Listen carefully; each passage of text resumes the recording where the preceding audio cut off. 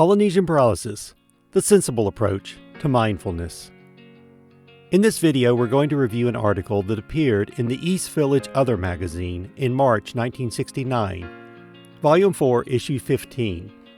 The East Village Other was a unique American counterculture underground biweekly newspaper published in New York City in the 1960s. It's important to note that the American counterculture of the 1960s was an anti-establishment cultural phenomenon that grew out of the civil rights movement of the 1950s and gained momentum with the protest against the Vietnam War.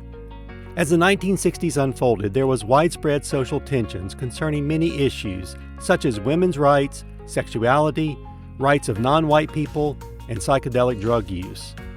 Rock and roll music and bands such as the Beatles, Bob Dylan, Joan Baez, and Jimi Hendrix were but a few of the many singers and songwriters popular in the 1960s. A great example of American counterculture was the Woodstock Music and Arts Fair, or simply Woodstock, which was held in August of 1969 in upstate New York, where 32 different bands performed live in front of more than 400,000 attendees over 4 days despite the rain and bad weather. American counterculture embraced free speech, anti-war, anti-nuclear, feminism, and environmentalism.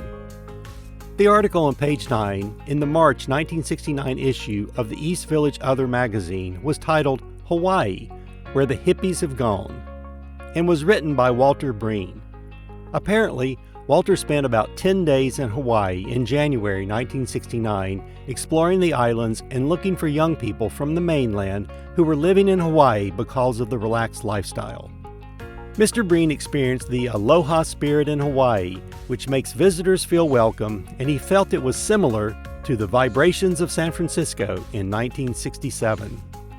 On page 22, there's a mention of the original 1969 Sunshine Festival, later called the Diamond Head Crater Festival.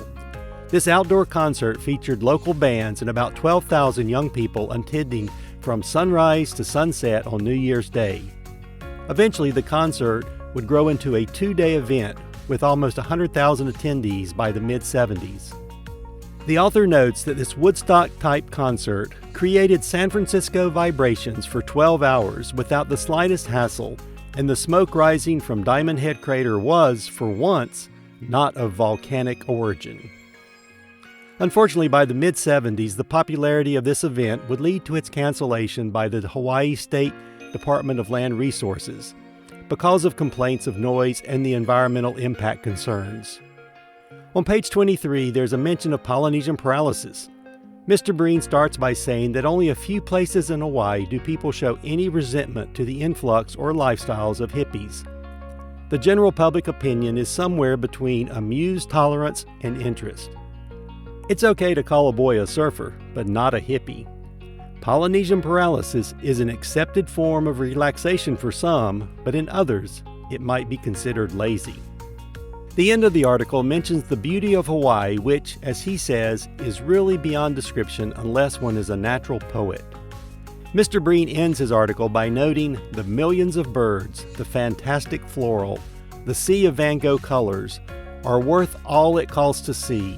And when you get there, give my love to my brothers and sisters.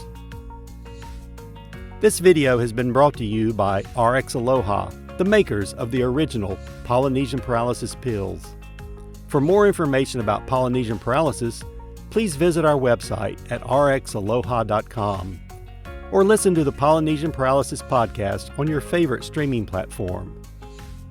Until then, please take a few minutes each day to be still, relax, appreciate nature, and enjoy life.